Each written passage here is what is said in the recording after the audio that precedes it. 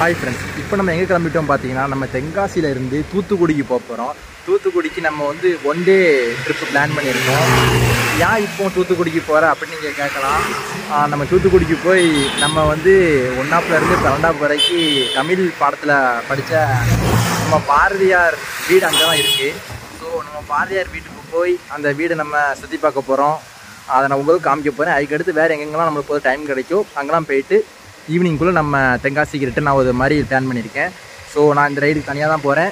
வாங்க நம்ம கிளம்பலாம். தென்காசியிலேருந்து கிளம்பியாச்சு. நம்ம தூத்துக்குடிக்கு எவ்வளோ கிலோமீட்டர் பார்த்தீங்கன்னா 100 கிலோமீட்டர் வருது. கரெக்டாக 100 கிலோமீட்டர் வரல, 95 அந்த மாதிரி வந்துச்சு.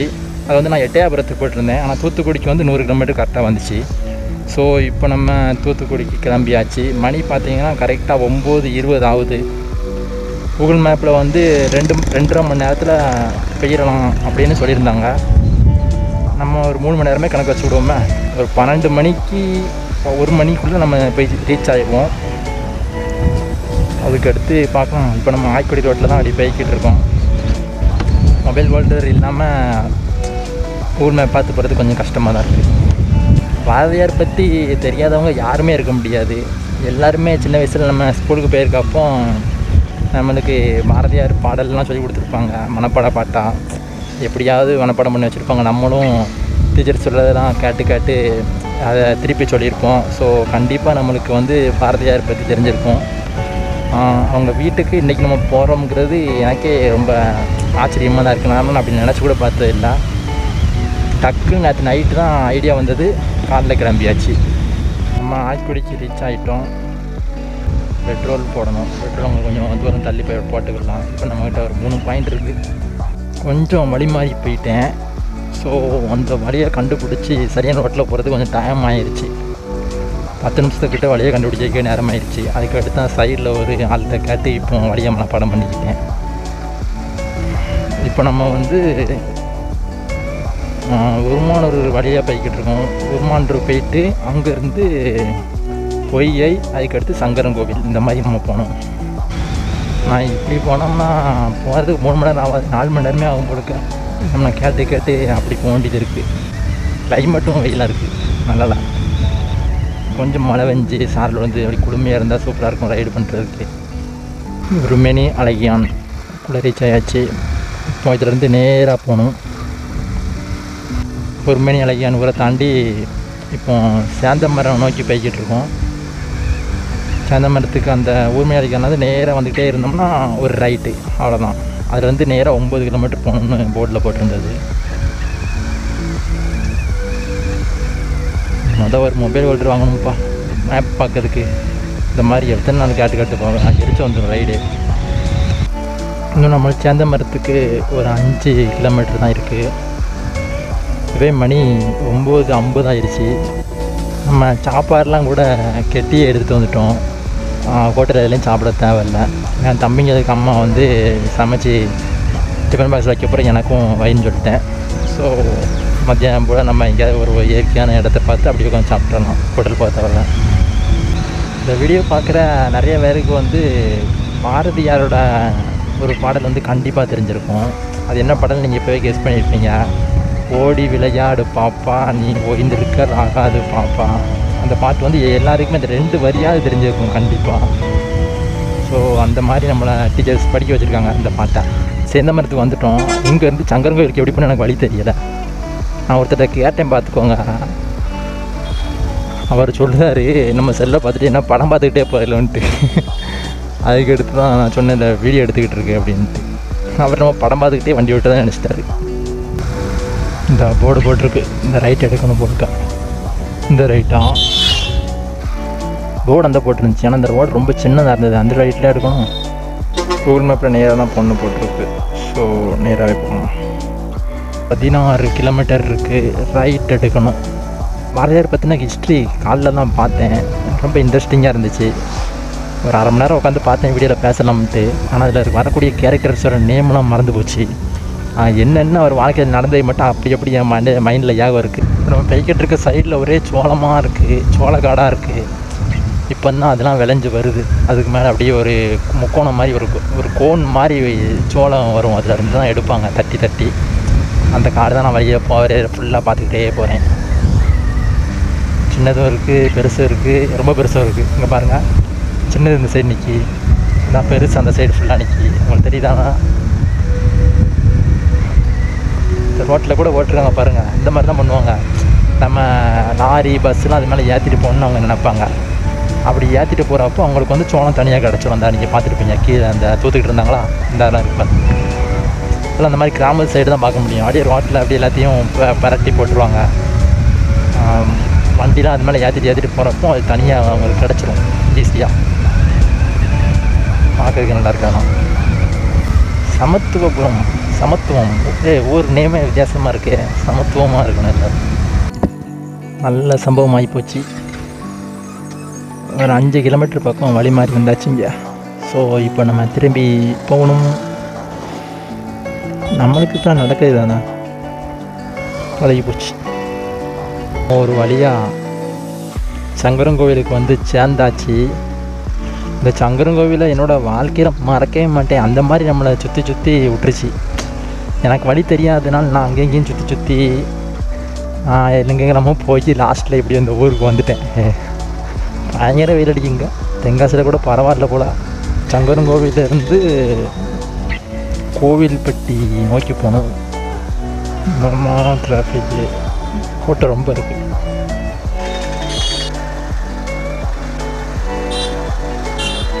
இப்போ திருவிழா அதான் அங்கே போலீஸ் பாதுகாப்பு அதிகமாக இருக்குது. கோவில்பட்டிக்கு போய்கிட்டு இருக்கோம். சங்கரங்கோவிலேருந்து கோவில்பட்டிக்கு 2 ரூட் இருக்குன்னு சொன்னாங்க. ஒரு ரூட்டு கொஞ்சம் ரோடு கரண்டு வர்றவங்க கொஞ்சம் மோசமாக இருக்கும். இன்னொரு ரோட்டு நல்லாயிருக்கும், ஆனால் சுற்றி போகிற மாதிரி இருக்குன்னாங்க. நம்ம கரண்டு முருடமான ரோட்டில் போய் இந்த வண்டியை கைவழி வர்றதுக்கு நம்ம நல்லா சுற்றி போய் நல்ல ரோட்டிலே போயிடலாம் அப்படின்ட்டு சுற்றி போய்கிட்டு இருக்கோம். 40 கிலோமீட்டர் சங்கரங்கோவிலேருந்து கோவில்பட்டிக்கு. ஒரு 20 கிலோமீட்டர் கடந்திருப்போம். இன்னும் 20 கிலோமீட்டர் தான். அடுத்து அங்கேருந்து எவ்வளோ தூரம் இருக்கும் போவோம். இன்றைக்கி வேறு வீடை பார்க்காம வரவே கூடாது. ஏன்னா அவ்வளோ கஷ்டத்தை கடந்து நம்ம போய்கிட்டு இருக்கோம். நம்ம வண்டியில் பெட்ரோல் வந்து 2 பாயிண்ட் தான் இருக்குது. எப்போனாலும் கம்மியாகலாம். ஸோ பெட்ரோல் பங்கு போட்டு போயிடுவோம். ஒரு 400 ரூபாய்க்கு போடலாம். 400 ரூபாய்க்கு ஃபுல் டேங்க் ஆகிறதுக்கு 2 பாயிண்ட் தான். மணி பார்த்தீங்கன்னா 11:20 ஆயிடுச்சு. 9:20 கிளம்பணும். 11:20, 2 மணி நேரம் ஆக போகுதுன்னு நினைக்க நம்ம ரைடு கிளம்பி. எப்படியோ போர்டில்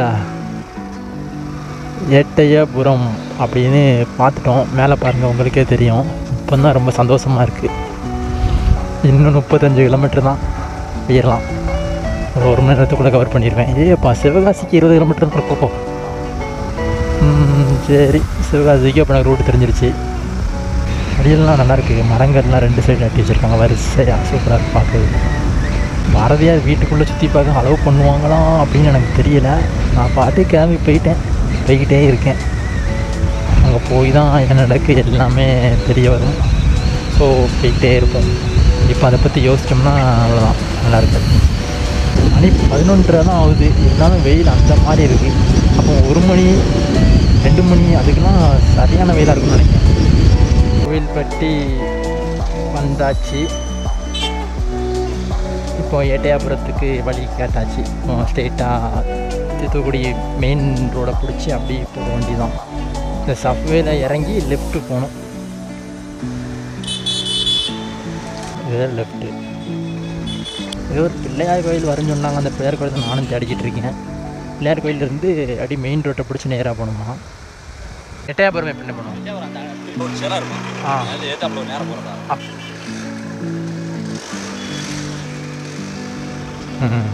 இதில் நேராக போனால் ஒரு சிலை வரும். எட்டயபுரம் சரிண்ணே. எட்டயபுரம் 2வது சிக்னலு லெஃப்ட்டு. சிலை அந்த இருக்குது. இதானே நேராக போகணும். சிலைக்கு அடுத்தாப்பில் சிக்னலில் லெஃப்ட்டு. இந்த வீடியோ பார்த்தீங்கன்னா உங்களுக்கும் வழியெலாம் நல்லா ஞாபகம் இருக்கும்ப்பா. ஏன்னா அந்த மாதிரி தான் நான் கேட்டு நல்லா தடுமாறி போய்கிட்டு இருக்கேன்.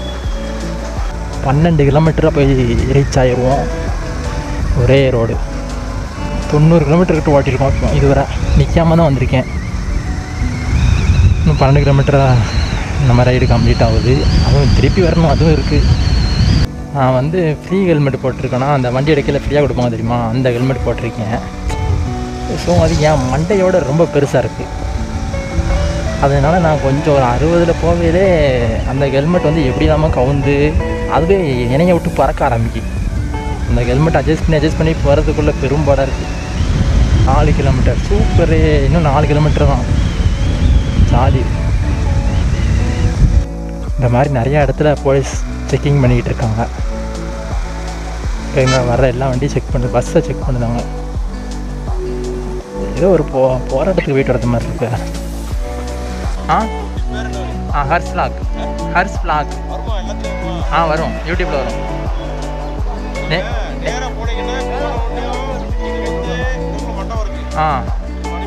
எங்கே இருக்கு?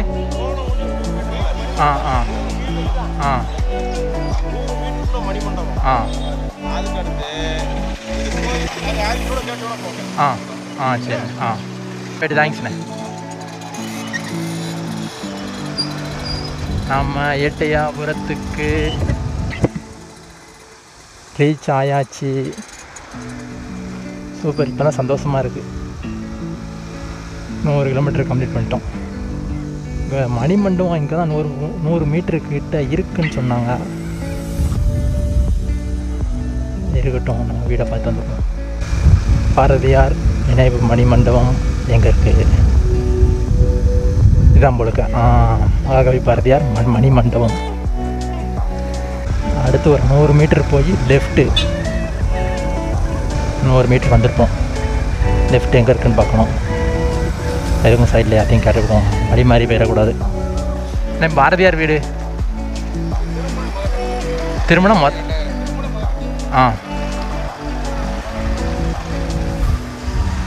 வந்தாச்சு. இதில் லெஃப்ட்டு.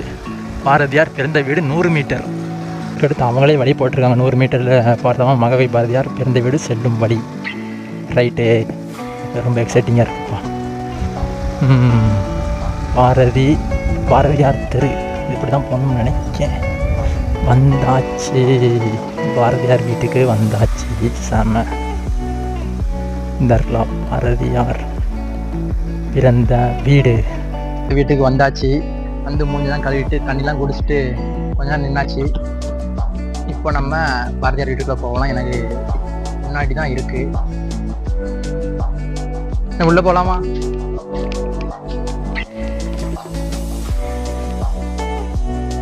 இப்போ நீங்கள் பார்க்குறது பாரதியார் வீட்டு திறனை. லெஃப்ட் சைடில் இருக்கிறது அவர் எழுதின கடிதம், நடுசில் இருக்கிறது மணிமண்டபம், அடுத்து ரைட் சைடில் அவரோட கையெழுத்து. இது பாரதியோட துணைவியார் மனைவி.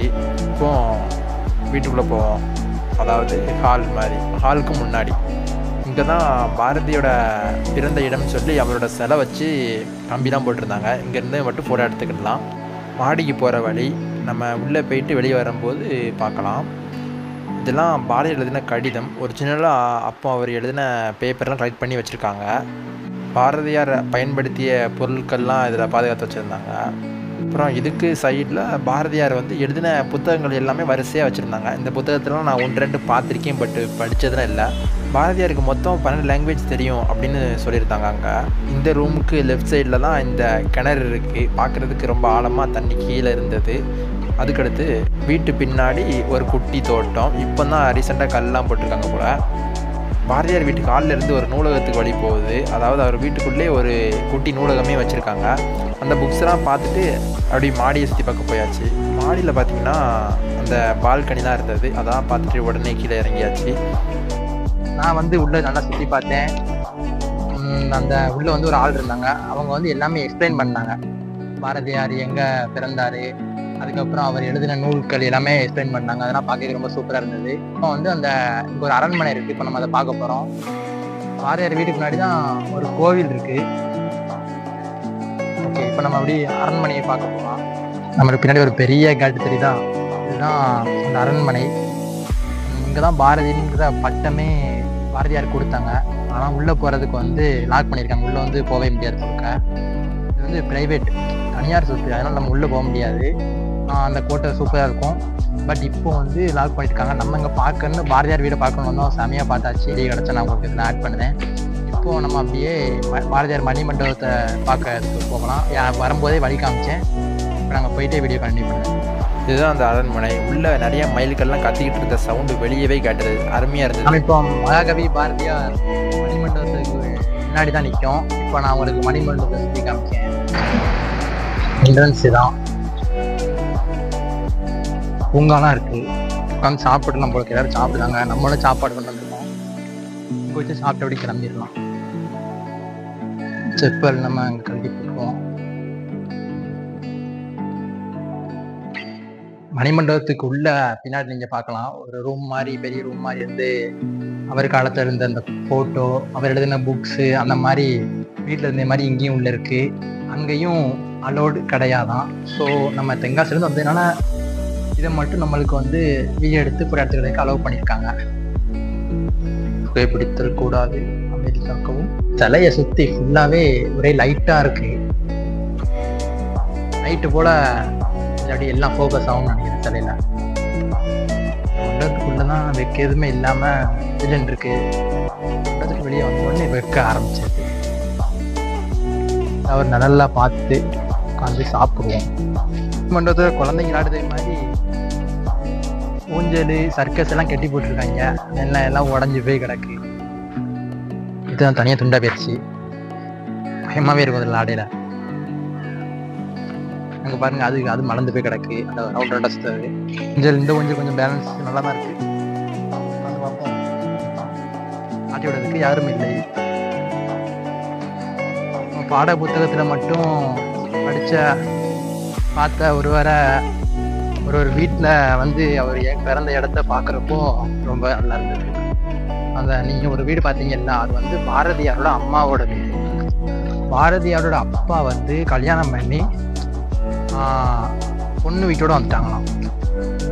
அதனால அங்கே வச்சு பிறந்தாலும் அது பாரதியோட பிறந்த இடம். அதனால அது அம்மாவோட வீடு. எனக்கு அம்மா என்ன உணவு வச்சுருக்கேன்னா சாதம், முட்டையை பொரியல் பண்ணி அது கூட சாப்பாடு போட்டு விளையிடுச்சு. இது வந்து கடலை. நம்ம சாப்பிட்டு முடிச்சுட்டு ரெஸ்ட் எடுத்துக்கிட்டு இருக்கோம். நம்ம நிற்காம தென்காசியிலேருந்து தூத்துக்குடி எட்டயாபுரம் வரைக்கும் நம்ம வந்ததுனால அது இல்லாமல் என் சைஸ் இல்லாமல் ஒரு பெரிய ஹெல்மெட் போட்டிருந்தேன்.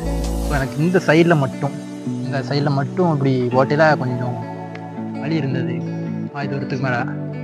மற்றபடி புனிஞ்சு விட்டதுனாலலாம் அவ்வளோவா பெயின் தெரியல.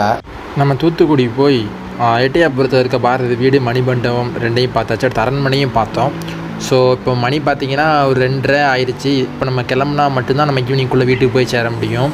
இல்லை வேறு எதாவது இடத்துக்கு போகணும் அப்படின்னா நைட்டு கூட ஆயிரும். நைட் ட்ராவல் பண்ணுறது கொஞ்சம் கஷ்டம். ஸோ இப்போ நம்ம கிளம்பிடுவோம். வேறு எதுவும் இடத்துக்கு தனியாகவே வரலாம். ஸ்டூடெண்ட்ஸ் யாரும் இந்த வீடியோ பார்க்குறீங்கன்னா கண்டிப்பாக மற்றவங்க உங்கள் ஃப்ரெண்ட்ஸுக்கும் அனுப்புங்க. ஃப்யூச்சரில் நீங்களும் இந்த மாதிரி இடத்துக்கு வந்து பார்க்கணும். ஒரு நல்ல நினைவுகள்லாம் நம்மளுக்கு கிடைக்கும். ரொம்பவே சூப்பராக இருக்கும். சேனலில் இப்போ தான் வீடியோ புதுசாக பார்க்குறேன். கண்டிப்பாக நம்ம சேனல் சப்ஸ்கிரைப் பண்ணி வச்சுக்கோங்க. நீங்கள் சப்போர்ட் பண்ணுறத வச்சு தான் நான் அடுத்தடுத்த இடத்துக்குலாம் போக முடியும். அடுத்த வீடியோவில் பார்க்கலாம். பாய்.